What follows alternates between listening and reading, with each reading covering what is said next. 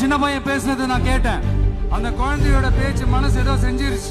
விமான நிலையத்தை நிறுத்தணும்னு ஒரு சின்ன குழந்தை சொல்லிச்சு. எங்க ஊர் குழந்தை விமான நிலையம் வேண்டாம், எங்களுக்கு இந்த விவசாய நிலங்களை விட்டா போதும், எங்களுக்கு விமான நிலையம் வந்து நாங்க மேலே பறக்க போறோம். உடனே உங்க எல்லாரையும் பார்க்கணும்னு தோணுச்சு. உங்க எல்லாரும் கூட நான் நிப்பேன், தொடர்ந்து நிப்பேன் சொல்லணும்னு தோணுச்சு.